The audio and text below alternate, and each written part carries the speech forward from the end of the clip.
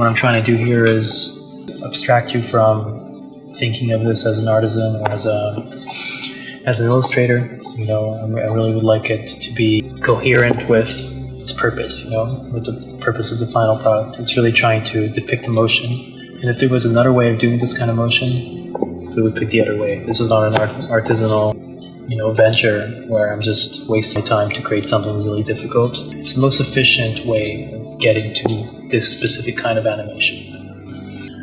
If you take too many liberties by assuming that shapes need to be distorted, you disrupt the general motion of that scene.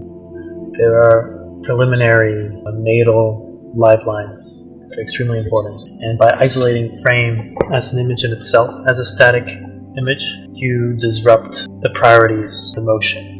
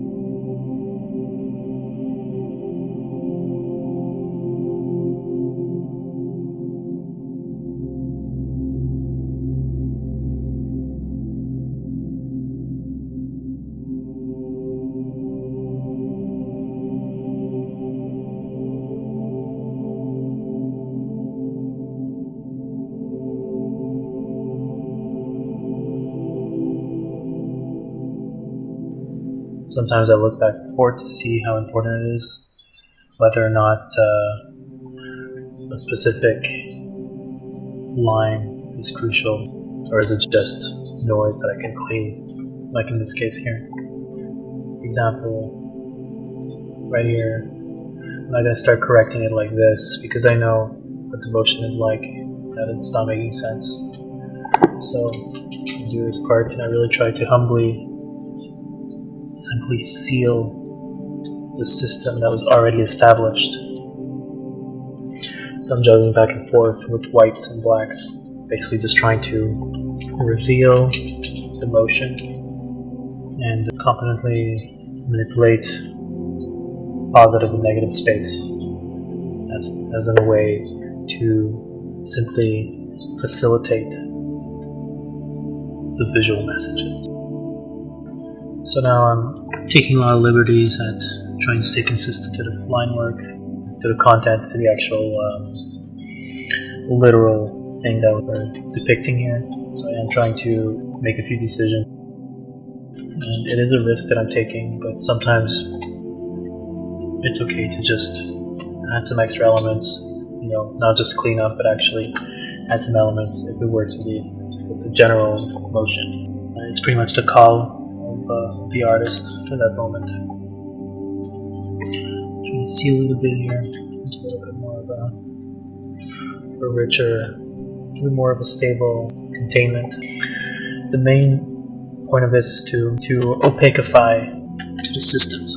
Right, a sketch would have a lot of line that is interlaced, and there's a sense of transparency.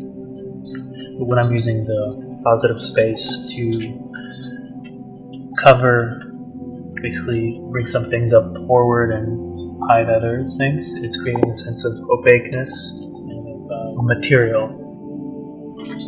That's very important for this kind of film, which is a hyper-physical story. So what I'm doing here, I'm covering some parts light to create some opaqueness. Sometimes you can clean up. Sometimes it's nice to just try to keep a bit of that natural. But it's nice to, when you really spot a beautiful moment of organic expression, like right here, you don't need to necessarily block it up. It's more about, once again, facilitating the directions of these lines by cleaning the noise. Right, so here I can honor the spine right here by echoing it with a positive space as well, and so on. So this whole act of taking off the boot is a system to me, and I'm graphically sealing it by closing the lines and creating shapes that are isolated from the background. Sometimes I try to just honor the organic, specific motion by creating just some extra lines here and there, but the main point here is to just clean up and seal. So when you're done, you save and close. So same thing here, I'm sealing the system. Okay, so it's really just about following what has already been established and giving that opaqueness where valid. So where can we find here? Where can you find opaqueness here? In other words, where do you have a shape, the foreground and background that kind of intertwine? I'm seeing one right here.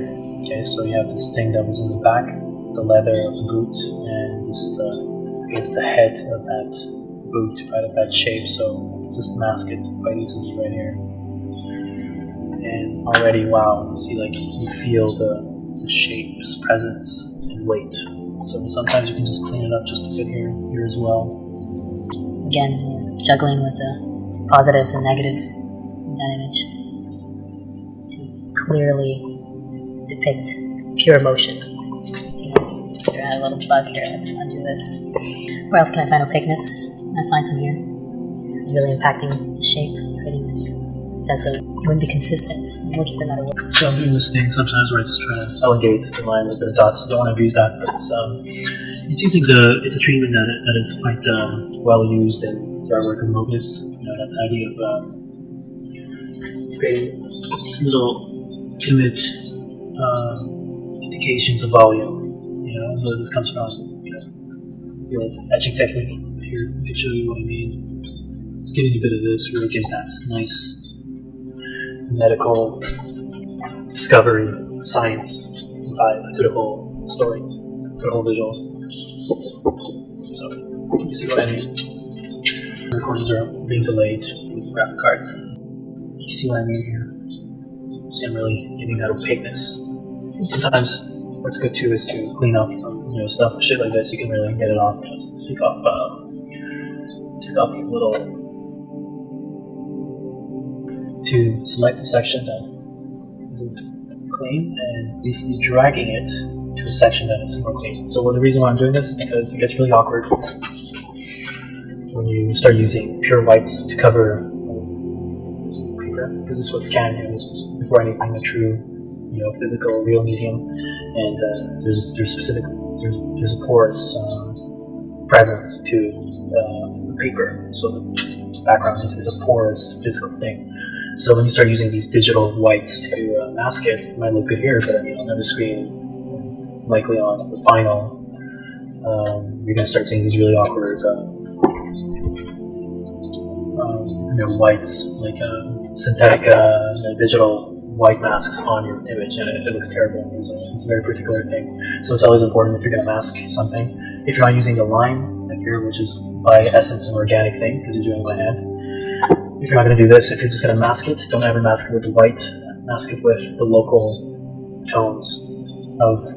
There's many other ways of doing it. Like if I try to do it here, for example, it's going to be this weird black thing, right? It does this awkward transition from dark to bright, so I don't want that. I want to have a nice clean shot, so I'm using the other tool right next to it. It's called the clone stamp tool. So you hold Alt, pick a piece that you like, and then you can use it here, and you see what happens. It's kind of holding to it, so it's even a faster way of doing what I tried to do earlier. So, it's pretty simple. So that's the cleanup stage. I'm going to finish that batch, so you get a flow of the kind of decisions that I take. So we continue here. Okay, got this here. Very nice. So where can I find some opaqueness? Some opportunity for opaqueness right here. You seal it. So use the black to seal it. Use the white to give opaqueness to positive space. I use some of it here. So it's like sealing instead of opaquing. So here we go. Makes sense. I'm thinking about the shape. It's an ephemeral shape. It's constantly changing, but you can honor a little bit of line right here and there. So just on sealing it. Let's see what's going on here. It is faithful to the general motion. Okay, there's always changes, but that's normal because see there's a pull going on here. That's why it's normal. The shape is getting shorter and shorter. Thinner and thinner because it's being extended and the mass is limited. So that makes sense. It's really just about facilitating that system, facilitating that visual message of something that you're stretching and pulling, and compressing and pushing itself and all that. So that's all we're trying to do. We're trying to be very, very mindful and reserved with the kind of be careful not to start using those really awkward feather effects that you get from Photoshop. Okay, pick this here too. So see already you're getting a sense that this has presence, right? It's imposing itself to the background. Looks good for now. Okay, so let's try this one here. Way to digital. Okay. This is an obvious sketch fragment that I want to give it as well. Okay, so see how this is really popping up. It's popping up as an opaque, strong, bold white.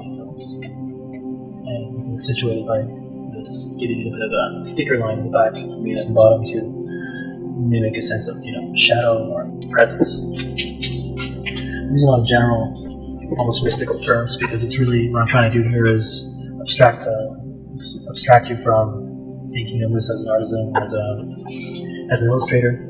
I really would like it to be an exercise that could be coherent with its purpose, with the purpose of the final product. It's really trying to depict emotion. And if there was another way of doing this kind of motion, we would pick the other way. This is not an artisanal venture where I'm just wasting my time to create something really difficult. It's the most efficient way of getting to this specific kind of animation for me. So you can continue doing this.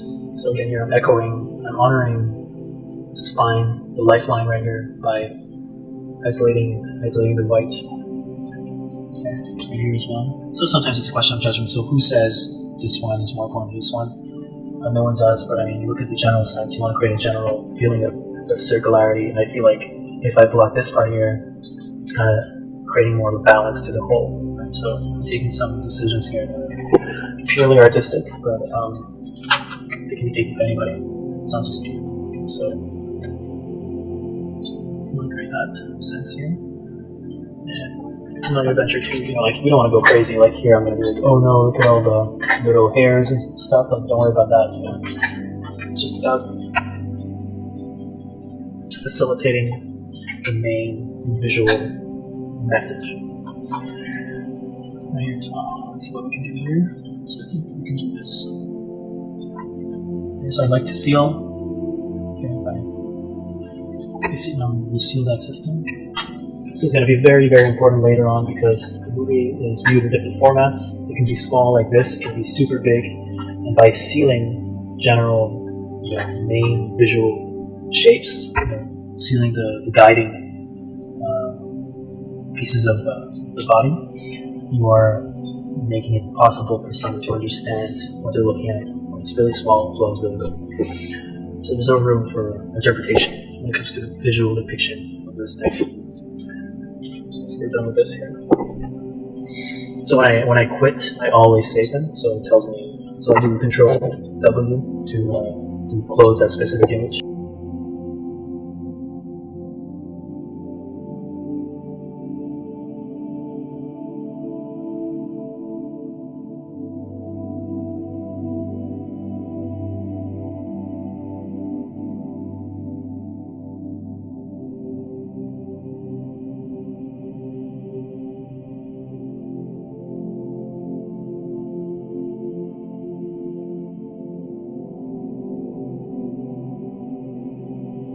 Just try to get that boldness in the line. So, in case you're curious, this is the burn tool. That's what I'm using to enhance, accentuate some of the lines. Okay, that's the same thing that I used here to clear, to just clean up that, undo that feather that I was getting. So we're done with this one.